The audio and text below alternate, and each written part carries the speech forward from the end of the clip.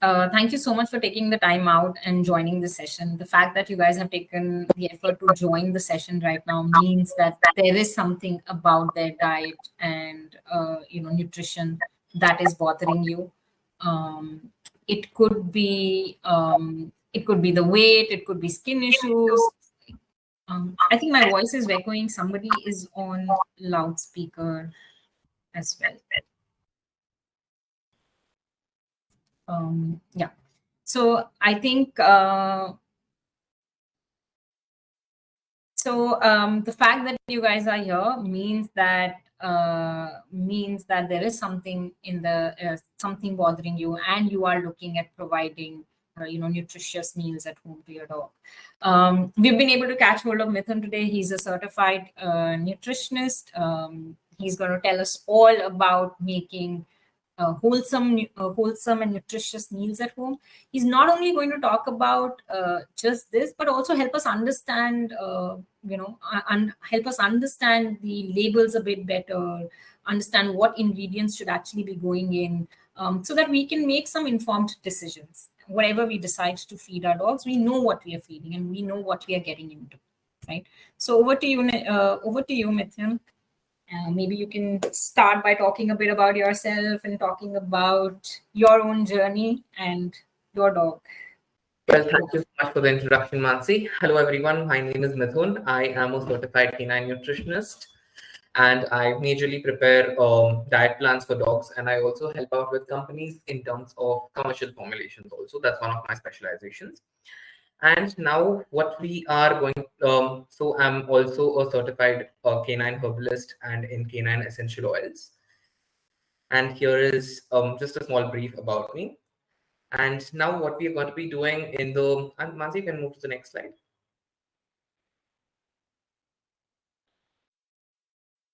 It's a bit slow, but you can talk about the agenda here.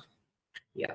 So what we're going to be doing about in this session is that we'll be understanding what exactly is canine nutrition, because there's a lot of misinformation being spread in the internet, and you look at every single site, there is different kind of information.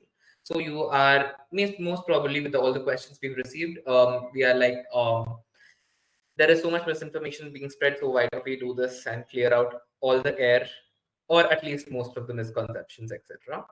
What we'll be doing in this webinar today is that we'll be understanding what is canine nutrition, why is this very much important for our dogs, and what we feed our dogs, and in what ways it affects them. And we'll also be discussing majorly about breeds. This is one of our these things, is that we'll be discussing about beagles and golden retrievers here. We plan to cover other breeds in the future sessions. And also we're going to be discussing what are the health concerns being faced in these specific breeds, and what are the ways on how we can tackle them, and also a few of the most answered questions. Now, I'll just add a point here. Yeah. Please, feel free to ask your questions. You can leave your questions in the chat box, and we'll keep taking questions. But what we'll try and do is kind of answer the questions towards the end of the session, right? But if there is something relevant for that particular topic and we feel it can be answered, we'll also try and answer that. So please feel free to write your questions in the chat. Perfect.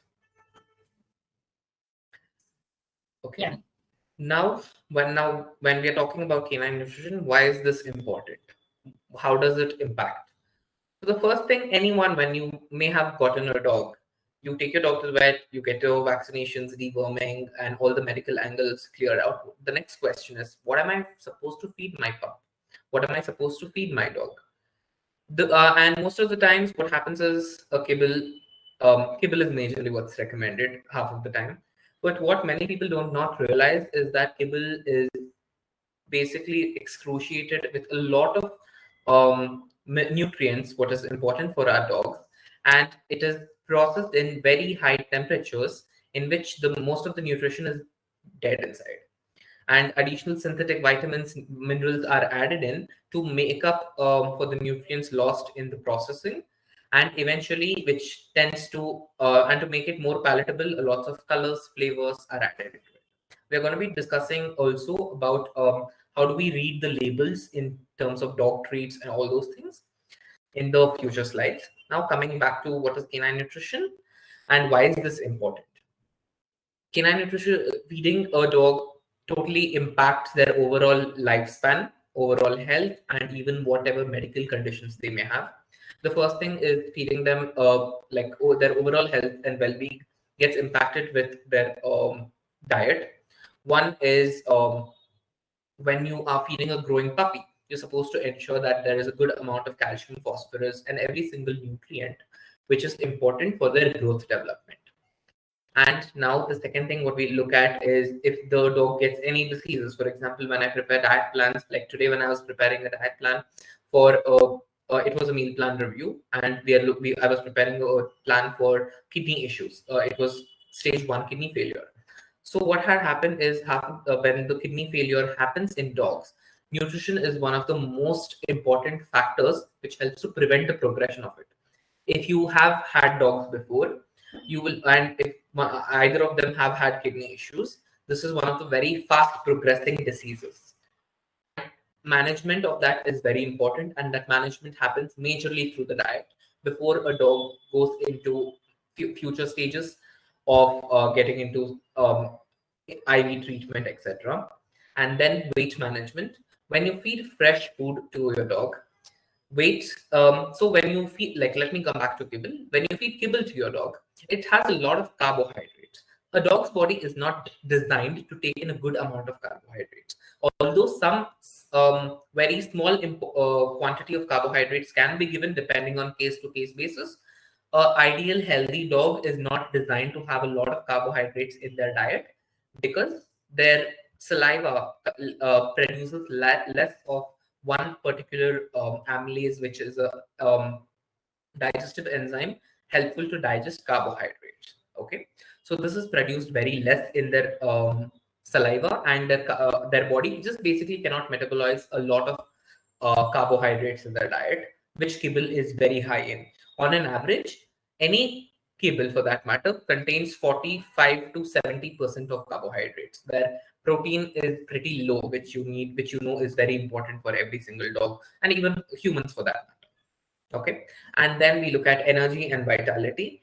When you feed a very good diet to your dog, they will tend to have very high energy, and also their overall lifespan is going to increase by a few years for that matter. And who does not want to spend more time with their dog? Absolutely. Anybody here in the group would like to share, like, if anybody has experimented with food and has seen the impact of food on their dog's well-being? Anybody would like to share that story or would like to talk about their experience with food? Anybody whose dog is allergic to any particular kind of food in the group, so that we can understand that people are. You're free to unmute and share. Yeah, you're free to unmute and share. No, I don't have a retriever or a Labrador. Maybe I can start, or a beagle, but I have an Indie, and Indies are supposed to be hardy, and they are able to digest things well, and they don't fall sick very often. I think that's a myth. I can at least vouch for it. And I have seen how diet has an impact on the quality of his fur, on his general skin issues. Like, he has a very sensitive skin, and any nutrients, I realize micronutrients, and I think Mithun helped me realize that micronutrients are the ones that are missing in his diet. And when I started including that, his skin has shown like drastic improvement, right? So I think in this slide, that's what you'll help us understand now, that what are the different aspects of a dog's diet in terms of meat, in terms of organ meat, what does all of these things mean, and how often am I supposed to give this? Why are these things important? Because as you know, sometimes it's not even easy to source some of these things, right? To source organ meat or muscle meat separately, it's not very easy to source some of these things. So it's very challenging as a pet parent. So I think if you can help all of us actually understand some of these aspects of a balanced diet. How do I even make that diet balanced with regular things that I have access to? Okay, So as you were mentioning, first thing is indies are very sensitive, and and people whomsoever told indies are sturdy dogs and all those things. I mean, there are indies who are very sturdy and all those things, but all I meet is like sensitive dogs. You're literally hearing it from the horse's mouth. And now that when we are talking about when you mentioned that all these ingredients are not available, and Mansi, when we look at feeding a dog, and even for everything for that matter, is that we have to ensure that sustainability is very important in the long run. Because if you, like, let's say you feed everything today and tomorrow it's like a very random things, it does not make sense, because everything, immunity, all those immunity, health are like building blocks of our overall health, overall prosperity, overall everything for that matter. For example, if I am healthy, I'm able to take a live session. If I was sick last week, but I could not do anything, I had put a message that I'm not available for anything to my clients, and yep, that's about it. So now, even in terms of a dietary aspect, now what you look at in your screen is a few components of every single what a dog should be having. Okay. Now, one critical thing what I'd like to put it out there before we jump into in depth is that not every single dog can take everything of this. This is something what individually we'll have to be getting into, for which you can reach out to us for that. But now that when we are talking on a generic perspective, just give me 1 minute. There's a few chats coming in. How do we know the percentage needed? Okay, so we're going to discuss about this, Kristen and Harsha. Yes, regarding your fish and doers after vomiting, we're going to be discussing about this. Yes. Now, when we are looking at a balanced diet for a dog, the first component is muscle meat. Now, I'm also going to be telling what are the main, why do we have to include this? What is the reason for this? Okay. Now, when we are talking about muscle meat, that is the main reason for that is our base of the food. Okay. That provides a good amount of proteins and a good amount of fats and for every single amino acid required for a dog. Okay. That is one thing in terms of muscle meat, and that major of a dog's food calorie intake is going to come in through that muscle meat. Now, when we jump into the second thing, is secreting organs, liver, kidney, spleen, and there are other organs also. There is brain and all those things. I'm not going to put that in the dog's meat plan on a regular basis because people get grossed out with liver and kidneys. There is no point of brain, all those things. I mean, I have fed it to my dogs, but I don't recommend it to my clients because most of them don't. And again, as I mentioned, sustainability is important. If I put it in a diet plan and people don't feed it, it doesn't make any sense. Now, why we give liver and kidney and spleen? It's because of all the micronutrients, which is important. Liver, kidney, spleen are very high in iron, zinc, copper, selenium, and all these micronutrients, right, are one of the lead building blocks of immunity in a dog. And it is going to contribute to going a long way in terms of your overall dog's health. For example, like let's say all these nutrients, you can absorb them in the food, which is better over compared to supplements. When you like I can tell that when you give your dog a skin health supplement, like let's say Skin and Coat, I'm not going to name the company. One of them is you can when you feed that particular thing, but it helps with reducing shedding and overall skin and coat quality. The reason why, if you look at just the composition of that, you see vitamin A, you see zinc, you see copper. It's basically like a multivitamin. Okay, so you can, rather than giving that to him in a pill, which is half of the time only absorbed only up to 50%, we can give them in the food, which is going to be absorbed to around 80 to 90%, which is more bioavailable to their body. And then we come into organs. Muscle organs and muscle meat are very much similar in terms of protein structure, but muscle organs have more packed nutrients than muscle meat and a little less than secreting organs. So muscle meat comes under chicken gizzards, chicken heart, and lamb heart. All these are and tongue. That is the muscle organs. Okay.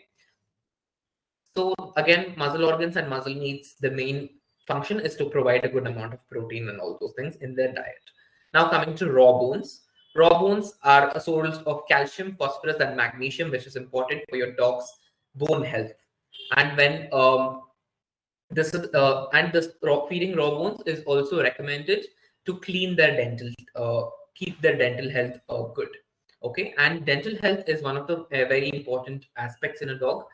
We're going to discuss about this later because it will take a very long time discussing every single thing aspect of dental health.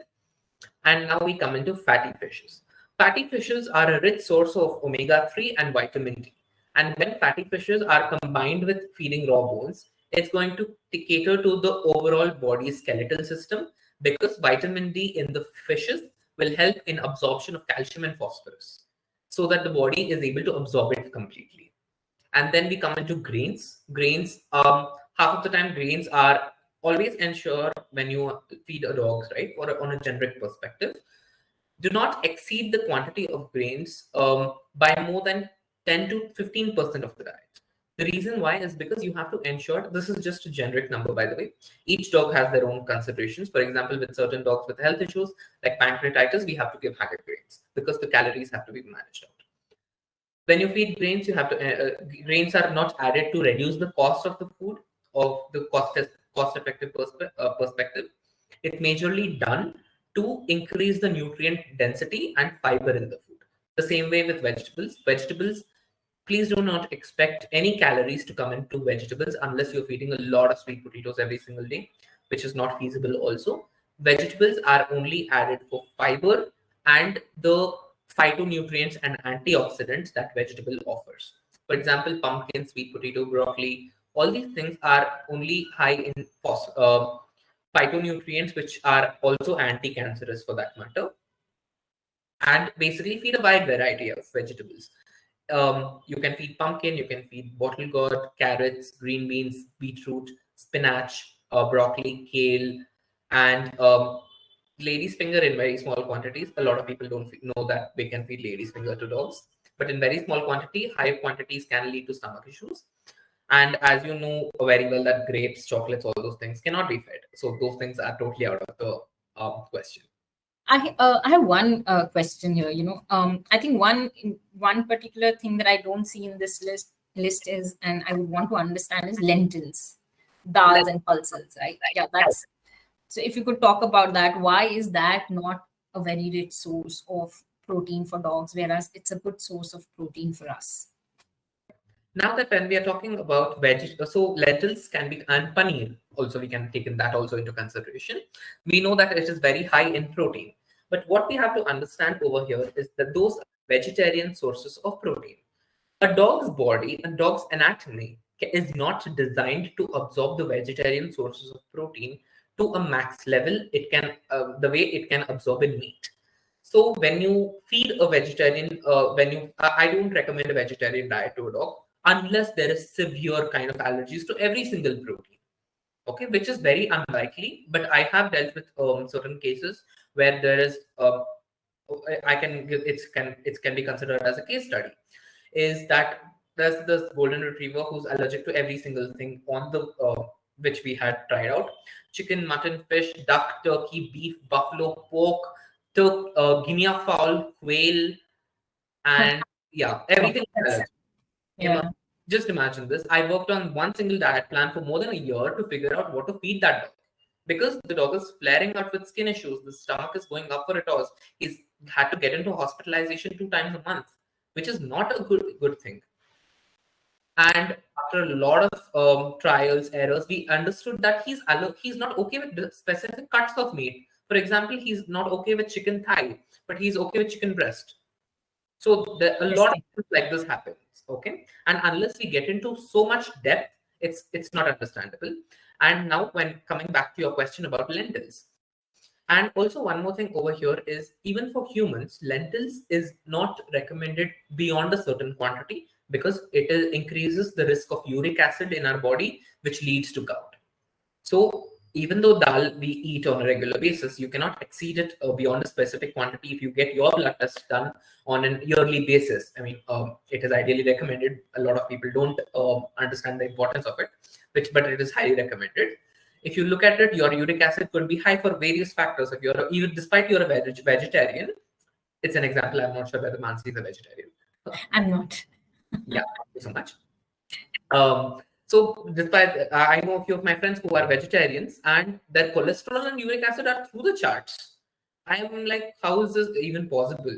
And then it's like alcohol intake, all those things, which impacts all those things. Now coming back to lentils, when you feed beyond a specific quantity of lentils to dogs, it causes flatulence. They're gonna be farting all night long. Okay, Got it. and that particular protein, you can't expect a dog to build muscle by eating a vegetarian diet. That's strictly out because their body just cannot absorb it. So that's why do you want to feed something which your body does not get absorbed? Okay, Mansi, just one last point was left out. Can you please go back to the previous slide? Yeah. Yeah, coming to mandate fruits, is that fruits we just feed because it is important and a good source of antioxidant. It's not a mandatory thing, so that's why you see at the last all the so this has been arranged depending on how mandatory and how important these nutrients are. Okay, so that's why you see grains, vegetables, fruits are at the last because these are not very much important. Now we look at supplements. When you feed a homemade diet, the supplements is very important because you'll be feeding meat, all these things. But if you don't feed raw bones, which are a source of calcium, you have to add in eggshell powder or calcium carbonate to make up for the source of calcium because your dog's overall calcium is going to come down with that. And then EFA is essential fatty acids. When you feed meat, certain amount of fats will be going out in the process of cooking. So you have to add in either hemp seed oil or ghee. A lot of people don't know that ghee can be fed to dogs, but it is one of the excellent source of fats for dogs. And then we look at iodine. And with iodine, you cannot give salt for iodine because salt is sodium chloride and iodine. So when you add salt to a dog's food, that is going to cause electrolyte imbalance in their system. So giving salt is not recommended. And vitamin D, if you feed fishes in the dog's diet, vitamin D, iodine, and EFA, essential fatty acids, are taken care of. But vitamin E is highly recommended to be added. So one of the good sources of vitamin E is olive oil. You can add 5 ml or something of olive oil. The quantity varies depending on dog to dog, but olive oil is highly recommended as a source of vitamin E.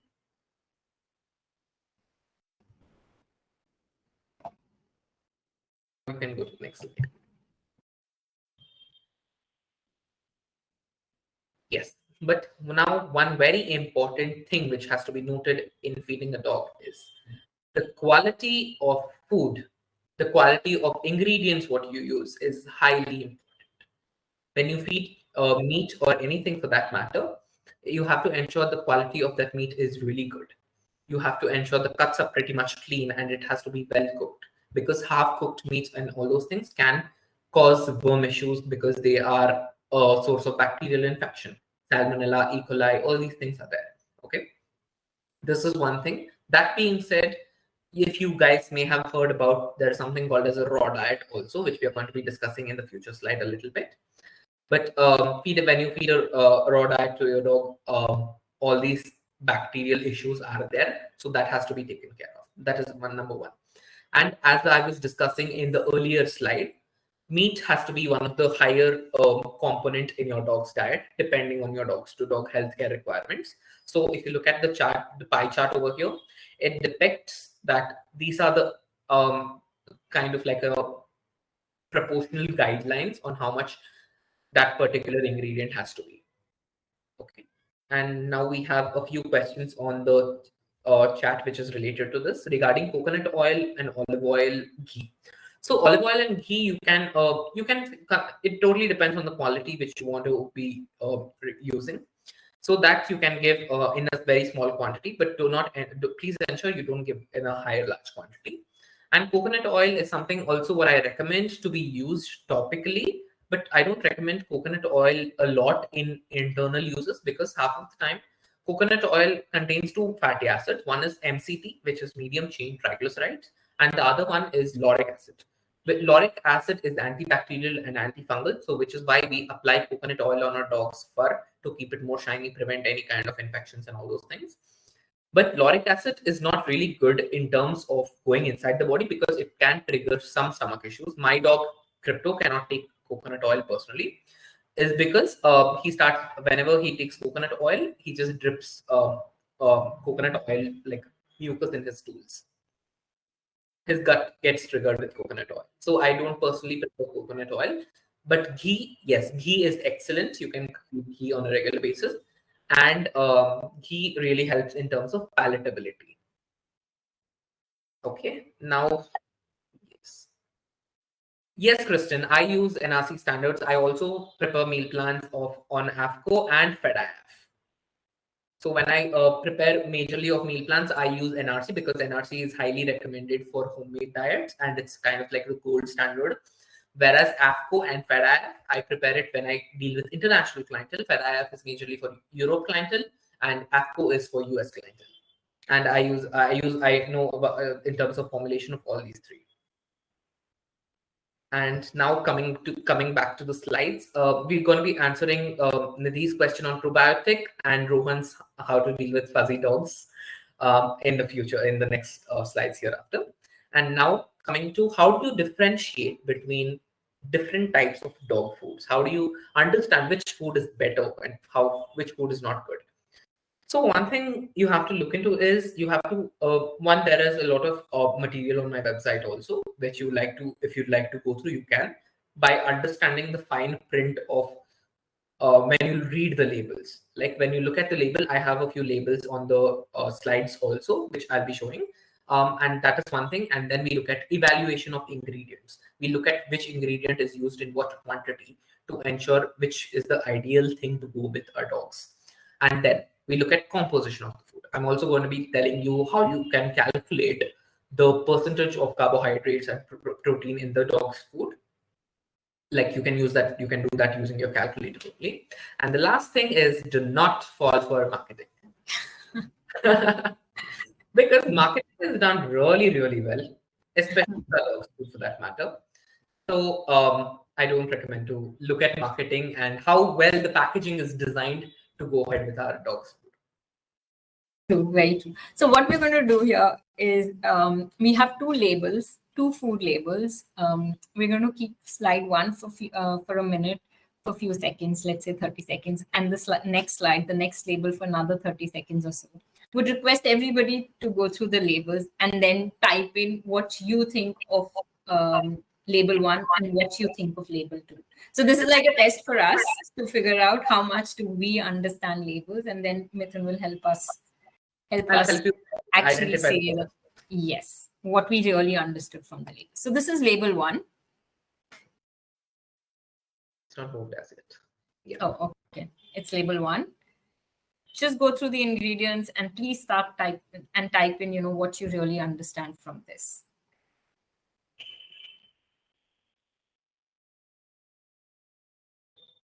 And in the meanwhile, answering one of Tanuka's question, is it okay to give fresh cooked meal once and kibble once a day? Okay, this is a brief answer. I'm going to tell that to you later.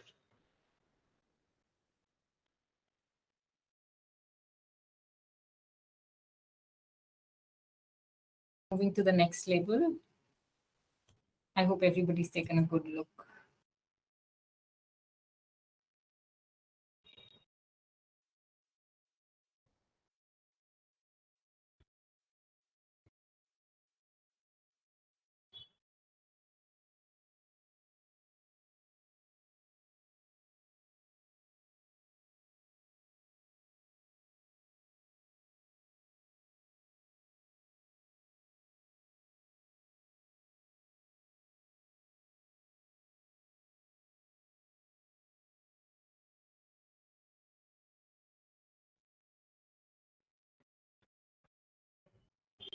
Has anybody attempted anything with them? I'm unable to see the chat. Not yet. A few of them, I'm just seeing a few typings happening. Okay. It's absolutely fine if you are okay with either one of them. Please feel free to type whichever is which you find is right. But I'm going to explain that to you. The first one says byproduct. Yep.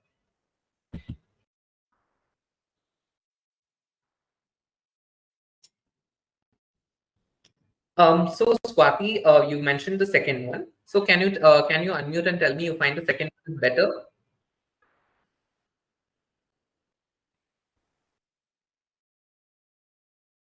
He says second one is definitely better. Product healthy नहीं है dogs के लिए. Okay, great. और इसमें chicken liver bones ये सब चीजें थोड़ी ज्यादा है उससे. Okay. Harsha is totally confused. Don't worry, I'm going to clear out all your confusions. I'm also allowed to participate. Nancy, you can. Okay. I have the luxury of going back on the slide. I think if I look at this one, a couple of things that I see as a problem is the first ingredient is actually a grain. Yeah. And I think the other problem I see is corn gluten meal, which I don't understand, and therefore it may be a problem. Yeah, I think these two definitely come out as bigger problem things. And the second one, obviously, I think as Swati said, lots of meat here. So it looks like good.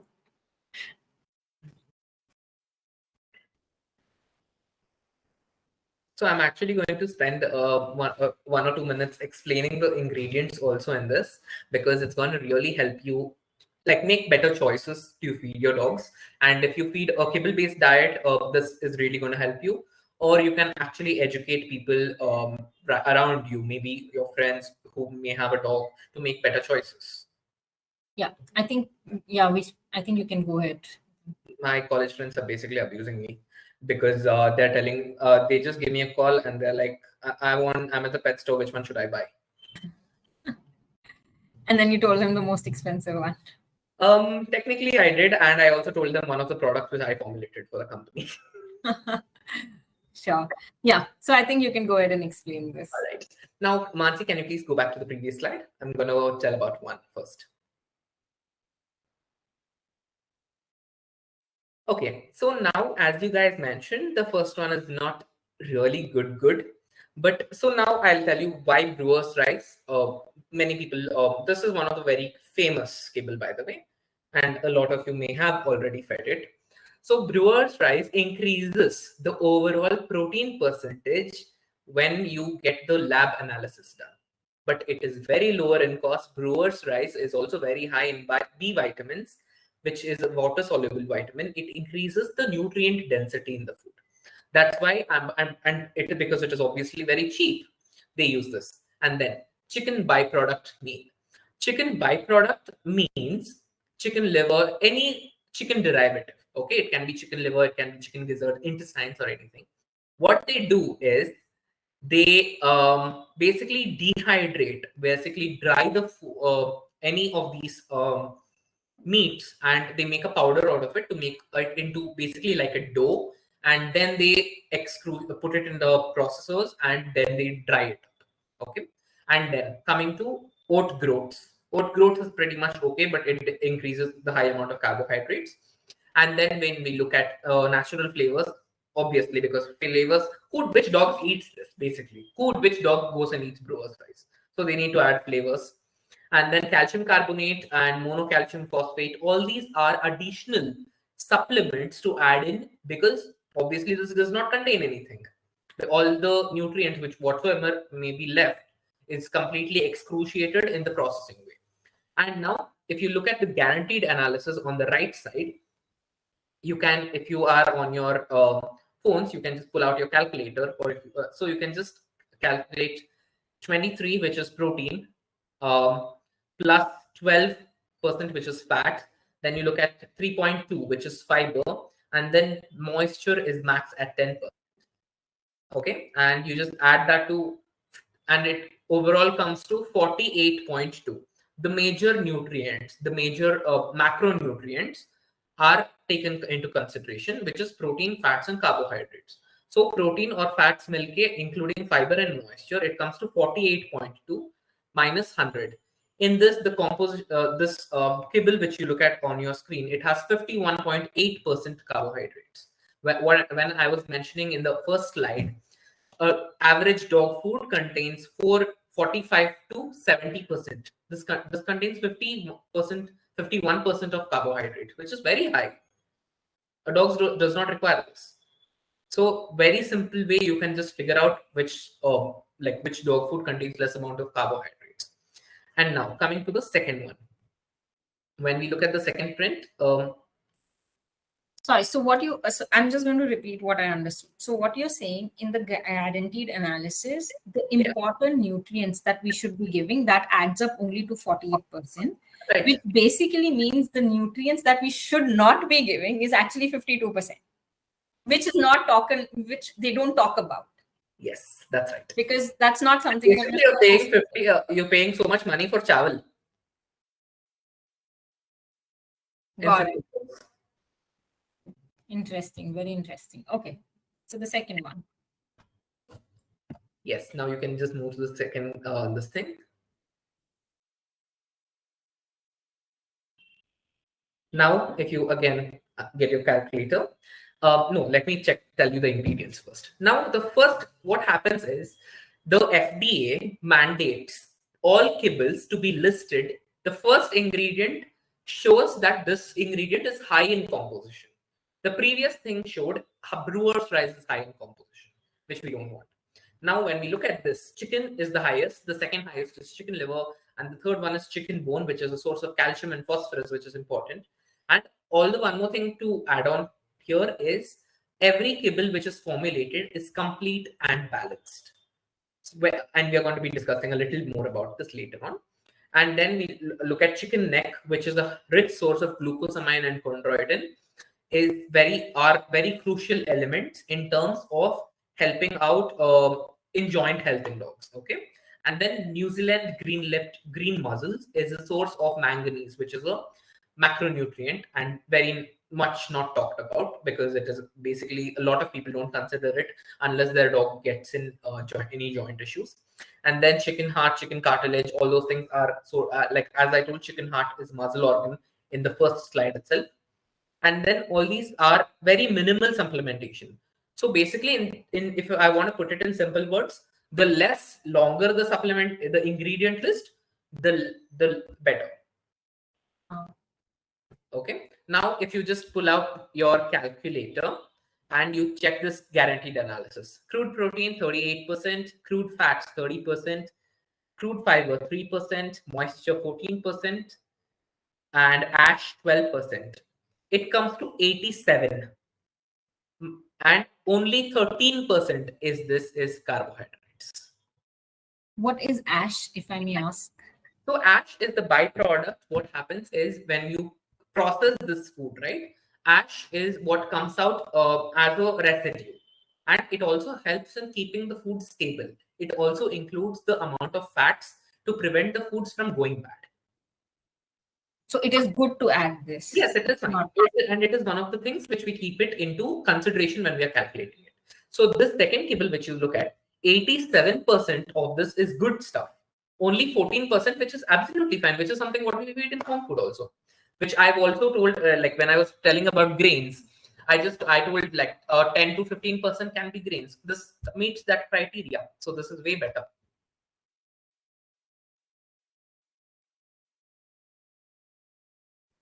Now I hope the label bit, any questions on the label bit in this group, or did it help?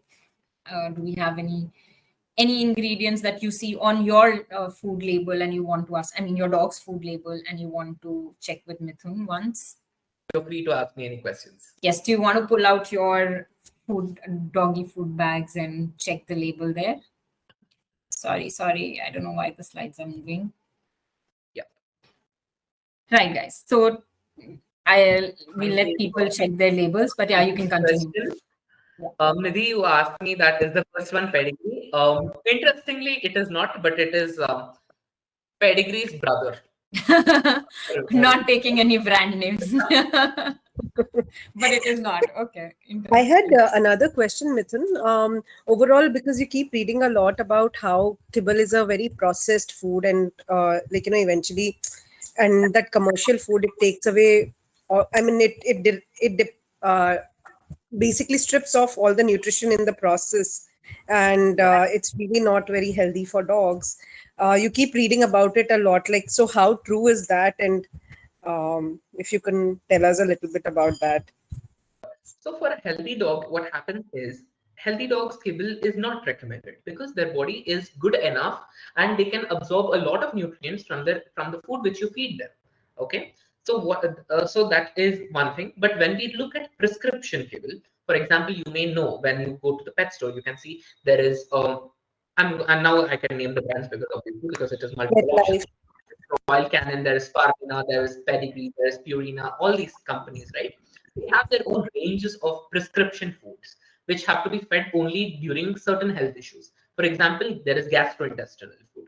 There is hepatic, which is for liver issues in dogs. There is renal for kidney issues in dogs. There is True White for True White Crystal, which is a urinary issue in dogs. Okay, these kibbles. One thing what you have to ensure is that if you're feeding this kibble, you cannot mix multiple things with this food because this is for a specific health issue and it can trigger way worse things. Okay, so ideally recommended any health issue is like feeding a fresh food is way better in terms of recovery. And whenever, and also one more thing to add on here is I work with a lot of veterinarians and many of my clients come in through veterinarians. Okay, what happens when we is like I deal with very complex cases is that a dog cannot take multiple ingredients at one go.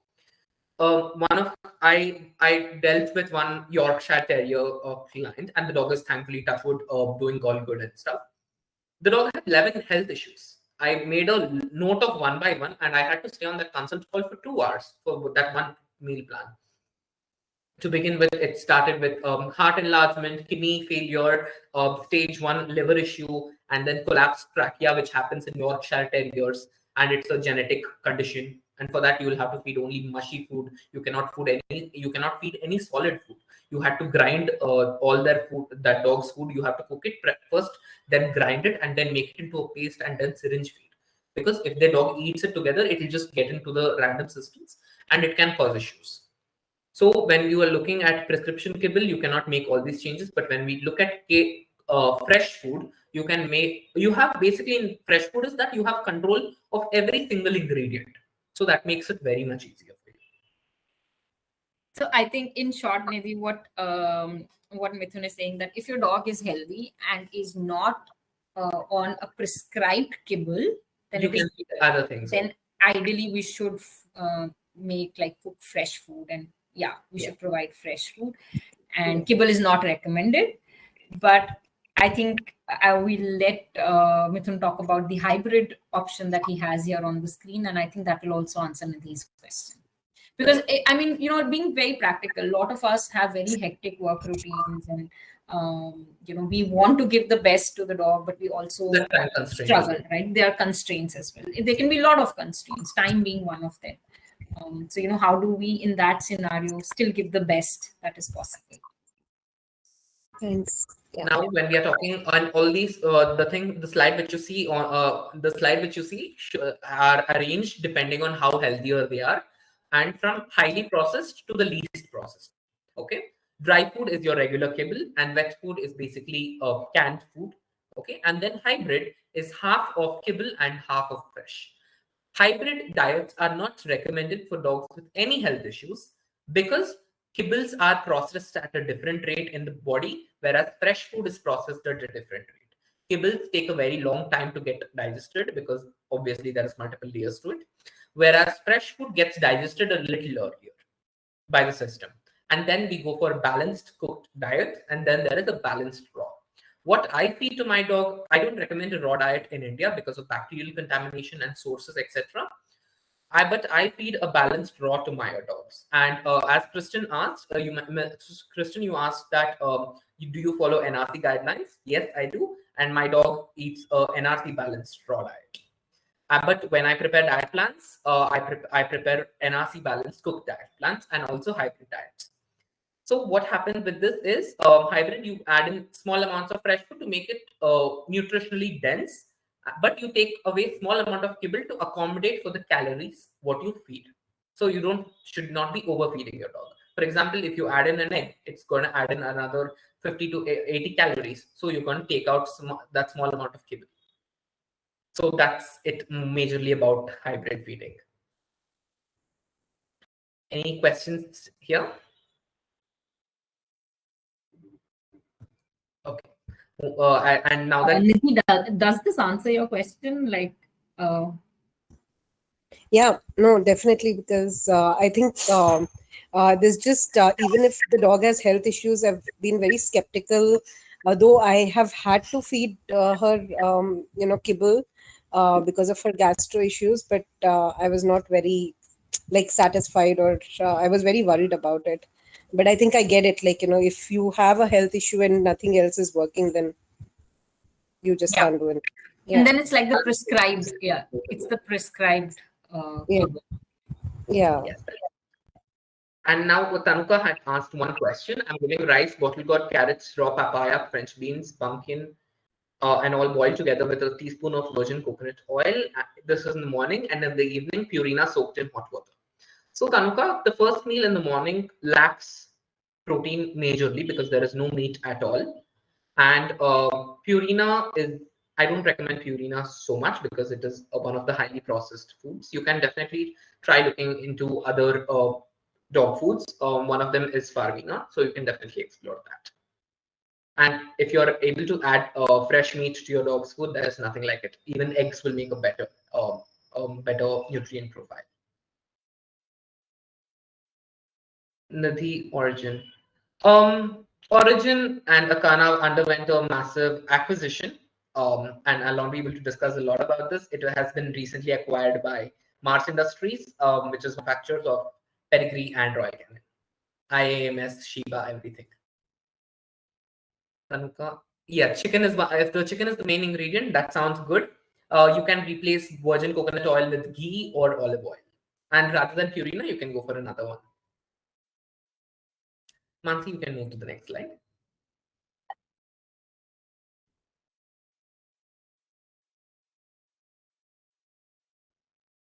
Now let's come to the frequently asked questions. Why is my Labrador or Golden Retriever forever hungry? What we know is that I also have Labrador and Golden Retrievers too. So they are forever hungry, and I have to ensure they eat a good amount of food to keep them satiated. Otherwise, they'll be like all drooling when I'm eating. And my mom will definitely feed my dogs very nicely, and she'll not listen to what I say, which is one of the most things in Indian households. So moving on. So what this happens is that these breeds, and especially retrievers for that matter, they have a genetic mutation which has happened from years of breeding, that they have a specific gene called POMC. Okay, that's polyorigin melanocortin. Okay, this particular gene basically helps to signal the brain that okay, your stomach is full, please stop eating. In simple words, these dogs lack this gene. So basically, your dog's stomach is not telling its brain to please shut up and stop eating. You are overeating, which is why your dogs, Labradors and Retrievers, are highly overweight. And my dog is where I ensure to keep my dogs in ideal weight ranges for obvious reasons. And when I take my dogs out, and I take my dog out a lot, except for any hospitals, supermarkets, and malls, my dog has gone everywhere, including grocery stores, hotels, restaurants, cafes, everything for that matter. And wherever I take my dog, they'll be like, "Don't feed your dog or something." Like, excuse me, he eats 1 kilo of food a day, or kitna khilaun main? So basically, I think we should, as pet parents, we should not be feeling guilty because I think if you look at a lab or retriever, we feel like, oh, maybe I'm not giving them enough because they look so hungry. But I think we have to do portion control for them because Very they'll much. not be. And it's a very hard thing to do as a pet parent, right? Because you feel that they're hungry, and No, but I'm going to put it very clear is that either please ensure to keep their body weight in strict control. If not, because already their body weight are in such a way that body, because of the breeding and all those things, they are very much prone to hip dysplasia and being obesity. The last thing you want your dog is to be immobile. Whenever I get clients, right, and during November and December is one of the highest seasons for dogs I get is overweight. I hip dysplasia diet plans. Is that the dogs are not able to walk. I prepared a diet plan for a Labrador who weighs 55 kilos, which is obese? That brings us to the next question. How do I even know if my dog is overweight or underweight? So second and third question is kind of interrelated also. So we are going to be discussing with the next slide. So can you move to the next slide? So I'll answer both of them together.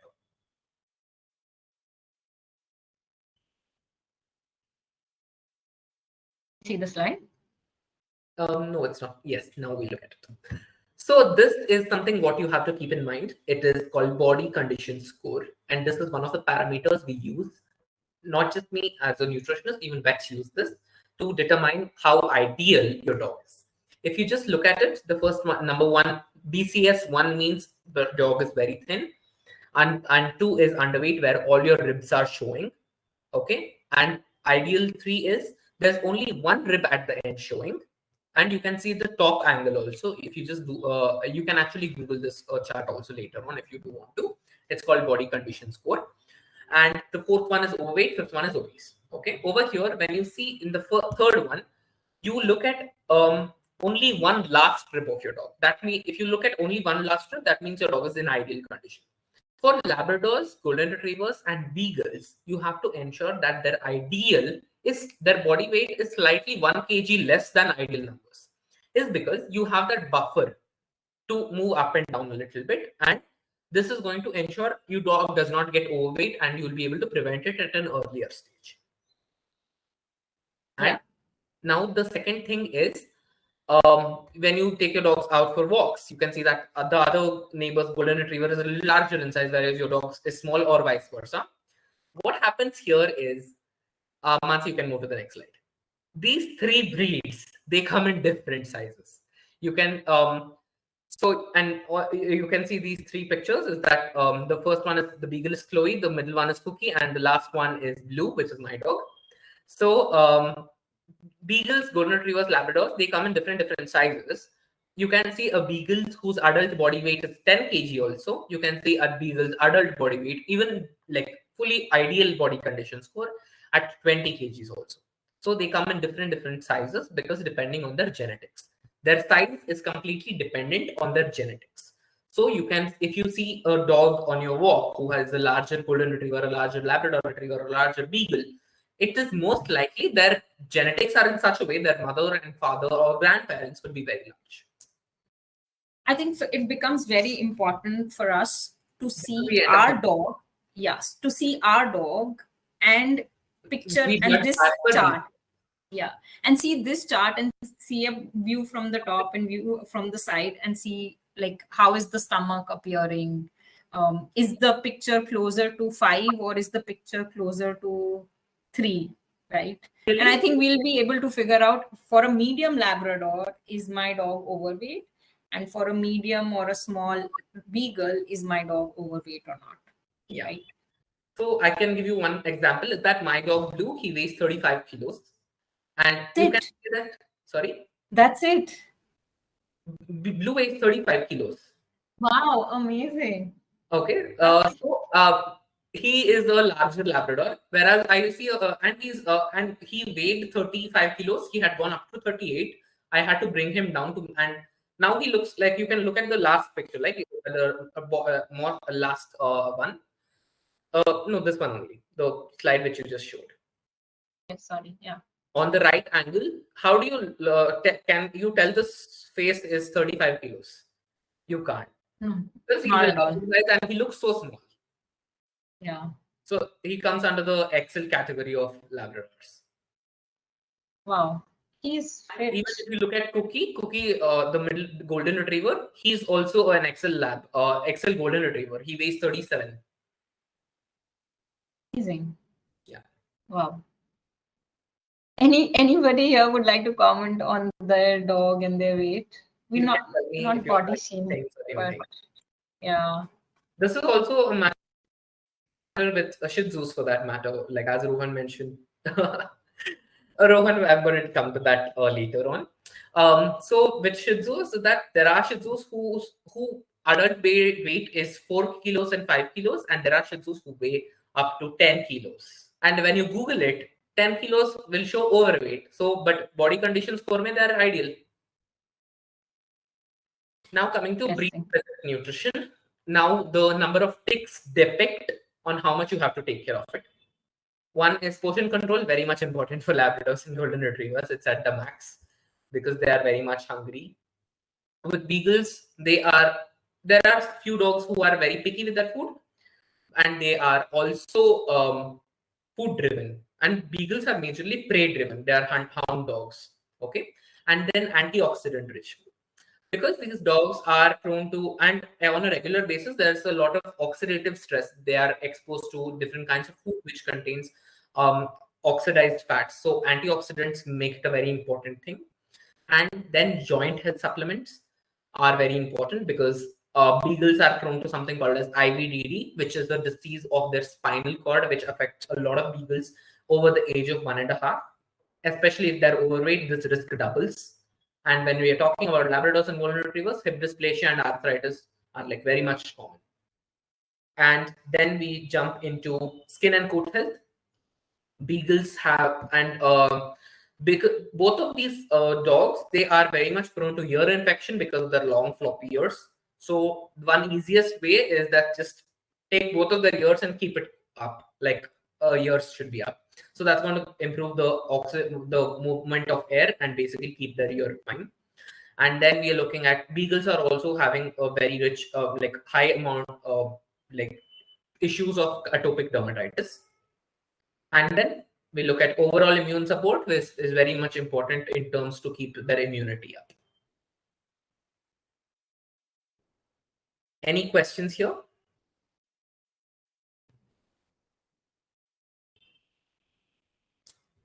If you have any questions, please feel free to unmute, because now we are going in one in-depth conversation. Okay. Got one. Okay, one quick question. Oh, Mansi, yeah. No, this is another Mansi. It's not me. Okay, yeah. So yes, he's really cute. And Tanuka, your beagle is 22nd inch XL1. Yes, this is what I'm talking about. Your beagle weighs 22 kgs, and he's absolutely lean could be also. So this makes a lot of difference. And Harsha, you just mentioned that your Shih Tzu is 7 kilos at 5 months, which means he's going to be a big boy.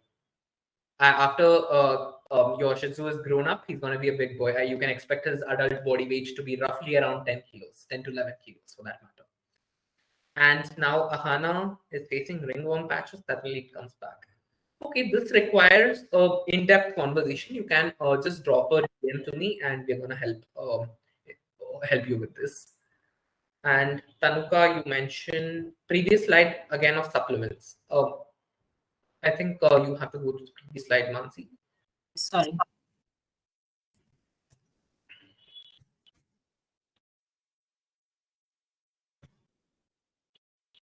We are not discussing any supplements here. Joint health supplements, everything has to be given depending on case-to-case basis. So we have to ensure that it is completely on your dog's medical history. And now we come to most common health issues and this is again mentioned in terms of how common it is. The first one, obesity. And how do you figure out when your dog has obesity? You look at body condition score. And you can we'll be able to show it to you later on also if you do want to take a picture, but now we'll be finishing this first. And after, if you do find your dog obese, please ensure to reduce their body weight as soon as possible. In case that body weight is not reducing, then you may be looking at hypothyroidism when it accompanied with a lot of other symptoms, which I'm going to discuss in a bit. And that obesity you definitely have to ensure, because it leads to a lot of other things. And one of them is hip and elbow dysplasia and hypothyroidism. Now, ear infection. Ear infections are very common, as I mentioned, because these dogs have long floppy ears. So your ear infections need to be dealt with only physical examinations, and you can see if there is any discharge or if there's any excess wax formation. You can clean your dog's ear with a salicylic acid ear cleaner, which is one of them is which is going to be available in your vet's clinic, etc. And then tick fever. Tick fever does not just affect only your dog. These breeds, it can affect any dog for that matter. tick fever also affects humans, if in case you guys do not know about it. Humans get tick fever. It's called Lyme disease. It's not prevalent. It's highly prevalent in US. And when we are looking at tick fever diagnosis करने के लिए, you will have to get an entire blood panel done along with something called a tick fever PCR, because different strains of tick fever exist. If you do, guys, you want to, please click a picture of this because it's going to be really helpful. You can just click a picture of this on your phone or take a screenshot if you've taken like this on your phone. Now coming to hip and elbow dysplasia. A few signs of hip and elbow dysplasia is your dog is having difficulty getting up from when he's lying down, or unable to go in for long walks, or refusal, or being very picky in terms of their when a dog has any kind of pain for that matter, the first thing they do is they stop eating. So you can, if all these symptoms match, then you have to look into take your dog to a vet, get an X-ray done, and diet is one of. It goes without saying that diet is one of the very key factors in all health issues for that matter. Everything can be managed with the diet. And then we jump into canine atopic dermatitis. What happens with this is atopic dermatitis is half of the time is a genetic condition, and also it is an acquired condition. Some dogs can get atopic dermatitis after the age of 2 years. Some dogs can get it right from their puppyhood. So atopic dermatitis is one of the leading health concerns in both beagles and retrievers for that matter. And basically what happens is that their skin is always rashy, red. Basically a white dog is going to be looking like red. You touch the skin and there is like any kind of pimples or rashes, redness, anything for that matter. And the other thing to diagnose atopic dermatitis is allergy tests. But that being said, you can notice one star next to allergy tests is allergy tests are not highly accurate. So we can be discussing about this later on in the next future sessions. And then we come into hypothyroidism, which is half of the time it is like a genetic condition and also an acquired condition. So you'll need to get only these tests done to diagnose it. Physical symptoms you'll be noticing only lethargy, being overweight, continuous skin issues. The bad combination with this is atopic dermatitis, hypothyroidism, and obesity. All these three things comes to a dog. It's going to be very difficult to tackle with every single thing, because hypothyroidism is a hormonal condition. You will need to give additional hormone tablets, all those things. And hypothyroidism also messes up atopic dermatitis, and it causes skin issues. And when obesity is there, that fat layers will start causing multiple issues. So please ensure to get your dog's health blood tests done every single year to rule out every single thing possible. And as an early symptoms is like what it has to be taken care of. CBC, which is complete blood count, liver function test, kidney function test, thyroid, are highly recommended to be done every single year. And then we come to the last one, which is epilepsy, which is very common in beagles and retrievers also for that matter. I mean, it is basically seizures. So again, the diagnosis will happen, and epilepsy is one of the, it's a genetically acquired condition, or it can be, it is a fully genetic condition also. So these are the tests what you need to do to get to the root cause of it. And without an MRI scan and these tests, epilepsy cannot be diagnosed. So that is if you look at these conditions and all, diet has an impact on all of these conditions. Definitely. And obesity being the top one has not so much on tick fever and probably ear infection, but obesity impacts everything else that's being written below that. Right. Right. And even with when we talk about tick fever, diet really helps to improve the condition of the recovery speed in simple words. Because when you feed whenever any of my clients' dogs get tick fever or something, I prepare a diet plan for that 1 month during antibiotics and all those things. During tick fever, depending on the medications given, calcium cannot be given, because doxycycline, which is the common drug which is used in tick fever, tends to get inhibited by calcium in the diet. So eggshell powder nahi dete, we don't give any calcium supplements. We give a iron-rich diet to ensure that the platelets don't plummet down, the red blood cells, hemoglobin don't plummet down. So as I mentioned earlier, when I prepare meal plans, their blood tests, everything is considered on a very serious note. So again, a diet has an impact on the recovery, on even avoiding some of these conditions, right? We may be able to. Perfect. Anybody, any questions? Please feel free to type in, or unmute as well. Again, one big question, we've been talking about obesity, but I know how many calories I need, but it's difficult to understand how many calories would my dog need, and how does that translate into actual food. And sometimes, we see that only 200 grams of food is what I should be giving, but it seems so less. You feel guilty for not feeding enough. But when you feed that 200 grams of kibble to your dog, that 200 grams roughly provides more than 1,200 calories. And it is so rich in, because it is so processed and rich in nutrients. There's so much fat also added on all those things. So that makes that bulk of calories. Okay. So that is one thing. Now coming to calorie calculation in terms of dog, this is highly recommended to be get it done by a professional, because this numbers totally depend on dog to dog basis. But on an ideal basis, the first one, the way you on how you go to calorie calculation is that the first thing is resting energy requirements have to be calculated, then the daily calorie. Resting energy requirements is nothing but what is your dog required? What is the calories required by your dog for the bare minimum of activity? This resting energy requirements is the calories what we give to dogs who are in hospitalized, because that's the bare amount they require, because the dogs are in drips and all those things, they cannot move around. So that is why resting energy requirements are taken. So for RER, if you do want to calculate your dog's calories, you can just note down this formula. RER is calculated by using this particular formula. It's 70 is the number into body weight to the power of 0.75. When you calculate this, you will get your dog's resting energy requirements. So my dog's body weight is 35 kilos, as I mentioned. 70 into 35 to the power of 0.75 is going to provide 1,007 calories. So for my dog's resting energy requirements is 1,007 calories is the resting energy, the most bare minimum requirement. Okay. Now, when we adjust that to the calorie number, daily calorie intake calculate karne ke liye we look at it. RER, which is resting energy requirement, which is 1,007 into 1.5. This 1.5 is the energy number variable, which this 1.5 is the average one. This goes higher and lower depending on every single dog's requirements. Okay, so I'll not be able to tell what is the exact number your dog requires, but I can tell you for my dog. So his RER is 1,007 into 1.5.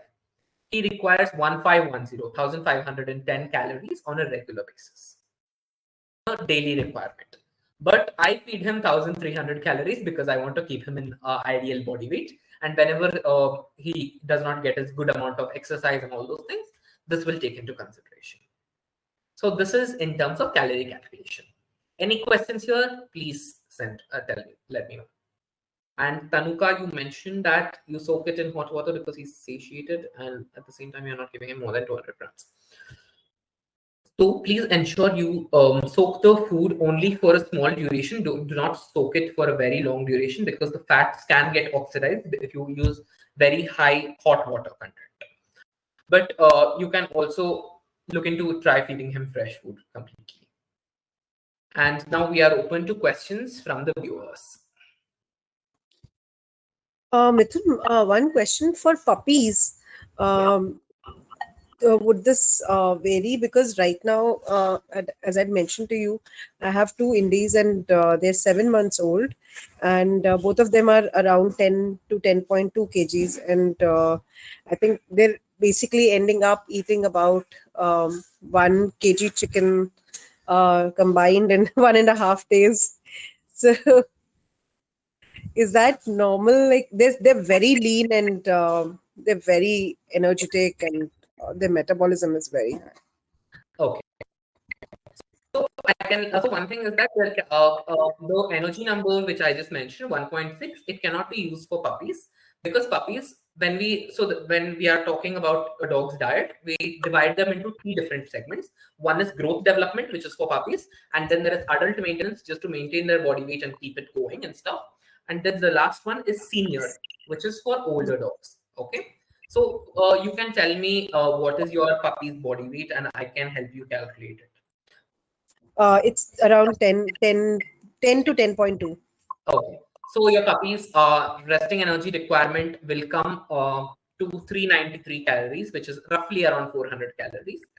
And Mm-hmm. if your puppies were less than, if your puppies were 0 to 4 months, okay?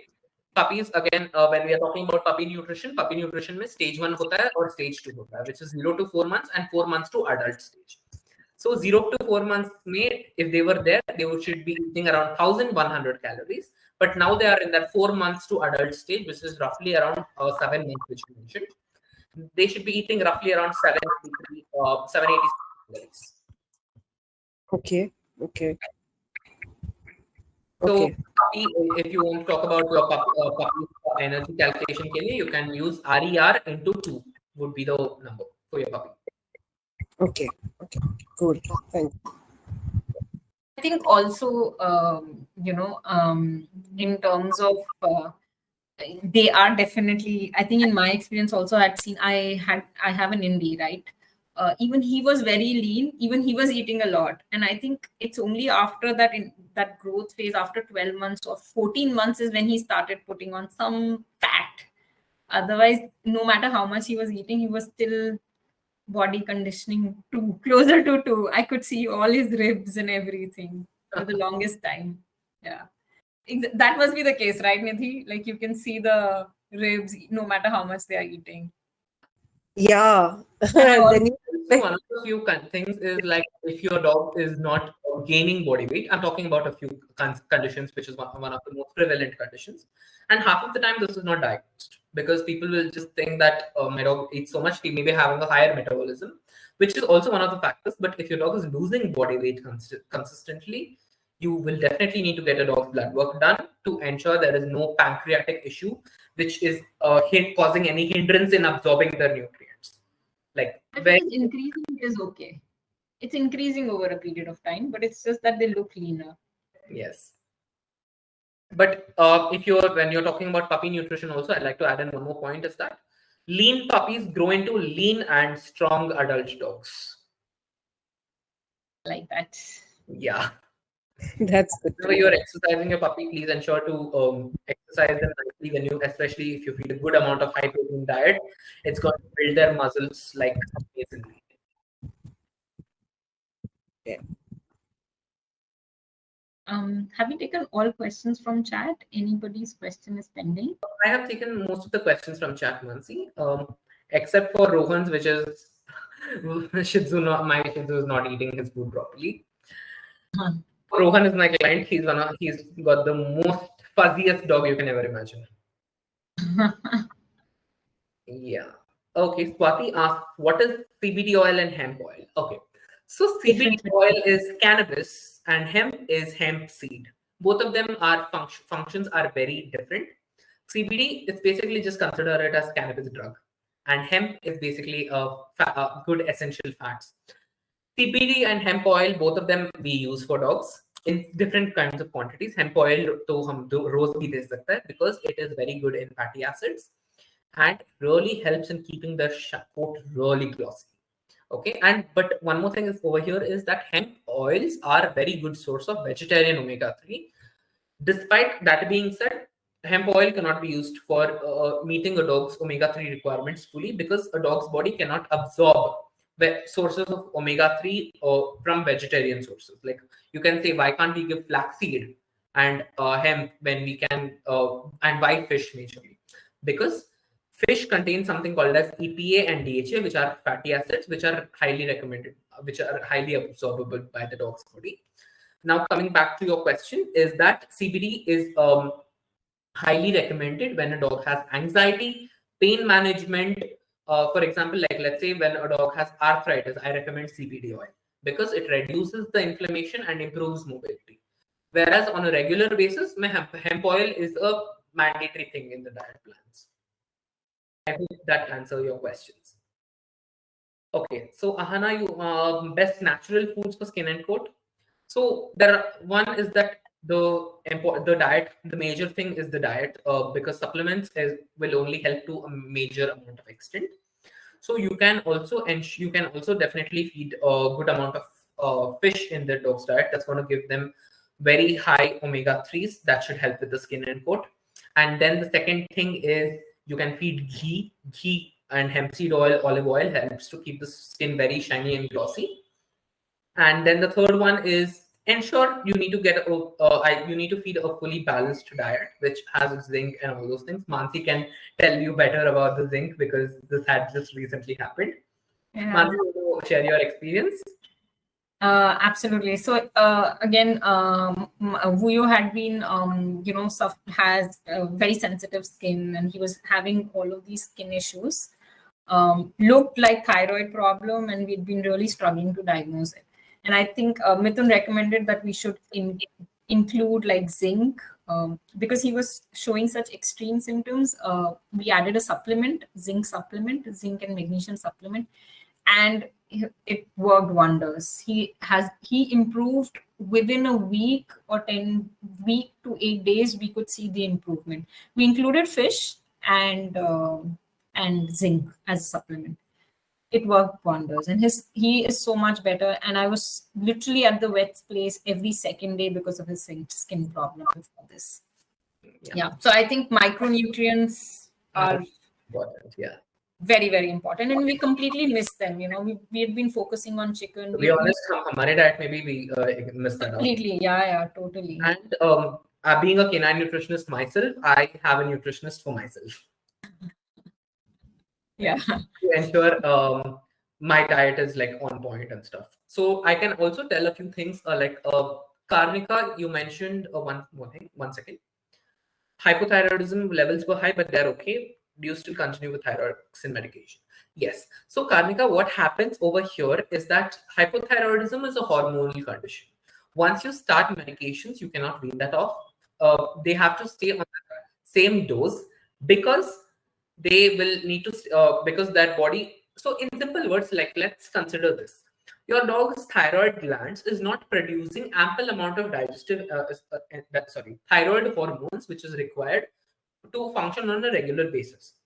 Because their body lacks this capability, just that additional supplementation which you give on an empty stomach in the morning. Thyroid supplementations are supposed to be taken in empty stomach in the morning, and for dogs in the night also we give that. When you give this, you're just giving that body that additional support and preventing major of health issues. And a lot of people don't know this, is that undiagnosed and untreated hypothyroidism leads to heart enlargement. This is true in dogs and in humans also, for that matter. And to make it one more thing is that I personally have hypothyroidism, which is one of the reasons I consult a nutritionist for myself. And my face had blasted out with acne very badly. I was feeling lethargic. A lot of a few things which had happened, which was impacting my day-to-day things. And I later decided, and for me, sustainability is very important when it comes to everything, whether it comes to my health, my dog's health, my work, everything for that matter. I want to look at things that are sustainable because I can make that difference.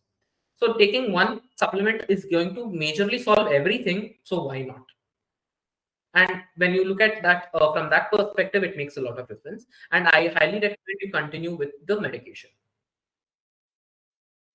And now one more question from Kristen is that chicken allergy. Technically, yes and no. It totally depends from dog to dog and their genetics also, for that matter. If your dog's genetics show that, obviously a lot of people do not have access to this because if you adopt a puppy or something, you'll not be aware of their previous parents or genetic history or something. But chicken allergies are not very, it is very much common, but you can consider it like this. 1 in 10 dogs have a true allergy. Half of the time, it is imbalance in that. You just need to balance that out, giving a good amount, basically a wide range of nutrients. And once the balance is that, these allergies don't even come up. And also one more thing to add on here is that allergies evolve over a period of time. For example, like let's say if your dog is allergic to goat today, get your dog cannot be allergic to goat maybe after 2 years, or could be allergic to anything else later on after 2 years. So allergies are continuously evolving as your dog grows older. For example, like one more thing is that some humans, they can have milk at earlier stages in their life. As they grow older, their body's capability to digest lactose comes down. They eventually become lactose intolerant. I know this for a matter of fact because a few of my friends are. And, any more questions, anyone? Which Bengali fishes are good? I think Okay, Bengali fishes. So basically, Bengali fishes, as in river fishes. So river fishes, we don't recommend on a highly basis, is because they tend to because they tend to have a lot of toxins and mercury buildup, especially in the head. Rohu and katla are fishes you can feed. Bengali fishes, I can just tell you a few things. Like if you want to feed fishes, you can feed sardine, mackerel, anchovies, and rohu, katla, pomfret, tilapia are few fishes which you can feed. And tilapia and rohu, katla are fishes, like are Bengali fishes what you can feed. And yep. Can we give same food, same freshly cooked meal both times?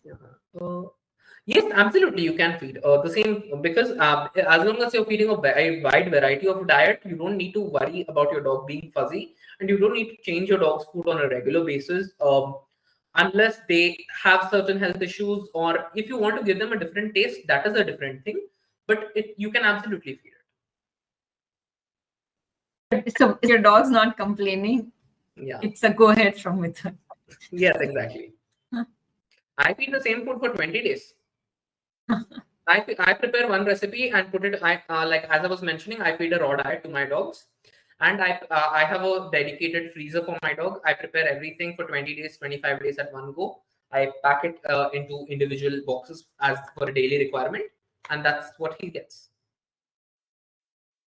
Super. Obviously, we have to look at it from a sustainability perspective.